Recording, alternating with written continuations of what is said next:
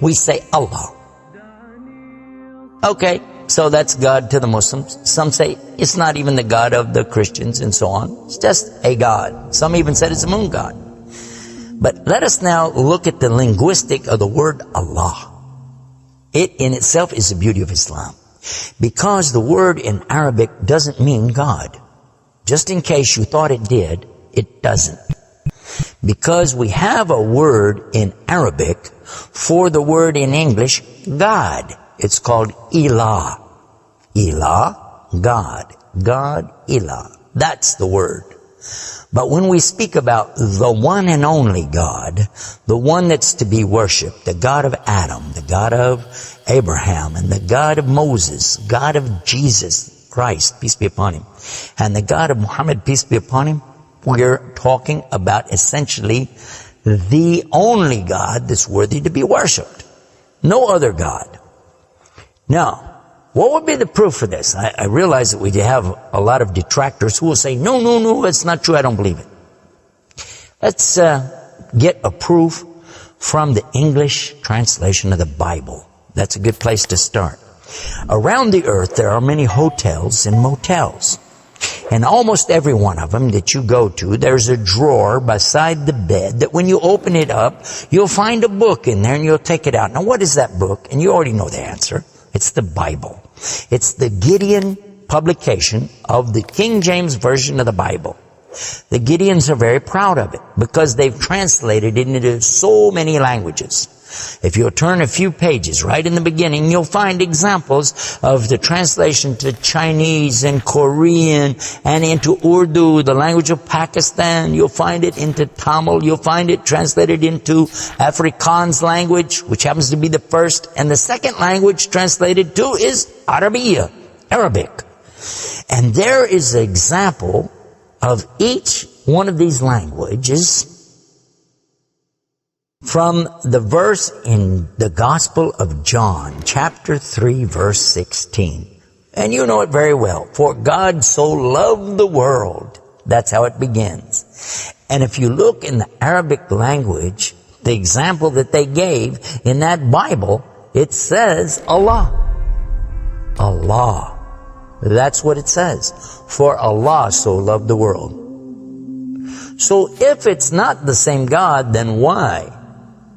All over the entire earth, everywhere I go, I find this exact same word being used in the Bible of the Christians. Now you might say, what about the Old Testament? Well, just in case you would like to check it out, you can obtain a copy of this from our website. It's called The Beauties of Islam. Let me spell it out for you. It starts with B, beautiesofislam.com. Go there and see for yourself. The example is right there. Page 1 of the book of Genesis, of the very beginning of the Quran. Page 1 has 17 verses. And there's the word Allah. Alif, Lam, Ha, 17 times. So just as it's the God for the children of Israel in Arabic language, and it's the God for the Arabs who are Christians, it's also the same God for the Muslims. The word is Allah. Why Allah? Why is it important to have this particular word, and why don't we have it in English? Now, I want to come to the etymology of the word. It comes from the word Ilah, and Ilah means God. But God is defined as what? Anything that's worshipped, whether it be something you can see or you don't see. Something you can touch or not touch, something that you can hear or not hear. A God could be anything. A God could be a rock, a stick, a stone, a bone. A God could be something that you can make with your hands. A God can be something you could use your imagination for. It could be a human being. A God could be anything. G-O-D, God could be anything. But there is no word in English for Allah. So when you translate the word Allah to be God, you've actually diminished the meaning of Allah. That's why whenever you translate the Bible from English to Arabic, you need to use the word Allah instead of God with a big G, which now gives us a clue to the problem. In the English language, they only have one word, God. Little G-O-D. It means something worshipped. It could be idols, images, pictures, statues. It could be human beings. It could be anything. This is God's. Little G-O-D-S. But when you mean the God, you have to capitalize the G. You have to make a big G. Now, what happens if you're going to start the sentence with the word God? You have to make a big G anyway, don't you? So you wouldn't know if it was God, big God, or God, a little God, just any old God. You wouldn't know. Also, whenever you're speaking to someone, they can't see the letters. So when you say God, which God? What God are you talking about? In Arabic, though, it's clear. When you say Ilah, okay, he's talking about a God. And Allah is an Ilah. But he's also Al-Ilah, the only Ilah. And when you say Allah, this firms it up. And there's no doubt in anybody's mind that you're talking about the one and only God. The word Allah in the Arabic language cannot be made plural. There can't be more than one. Okay, that perfectly fits the unique God of the believers, because there's not more than one. He's only one. There's no God beside God. Second point is this. It can't be made female or male. There's no gender to the word. In Arabic, all the words have gender. All words have gender. But this particular word is only having gender because of the Arabic language, not because Allah has gender.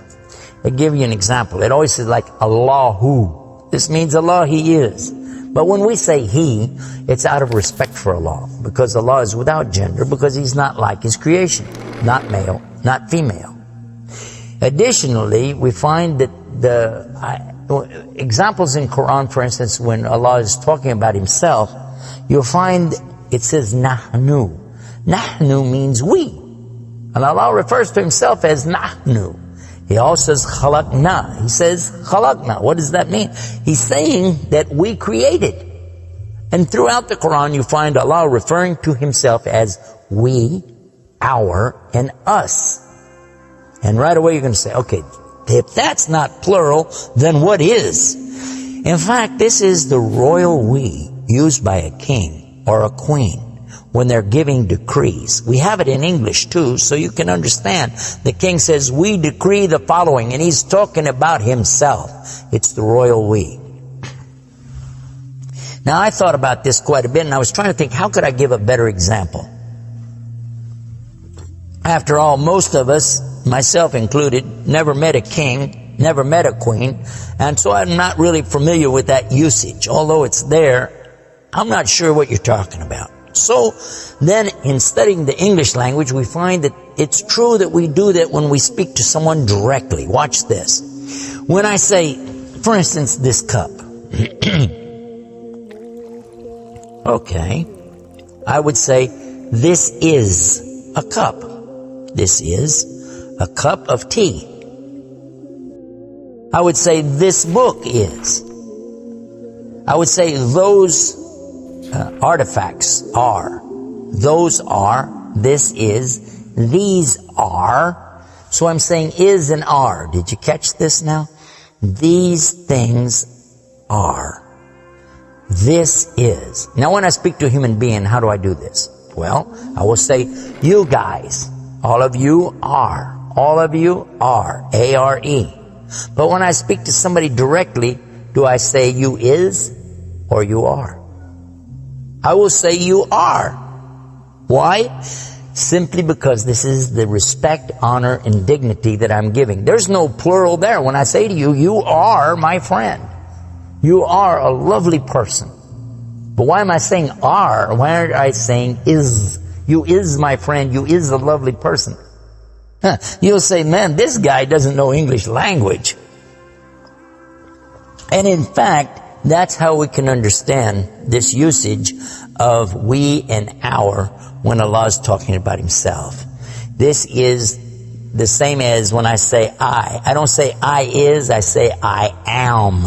And again, it's to show the, not plural, but rather the specific nobility, dignity, and honor that you give to the one who's speaking about himself and to the one he's speaking to.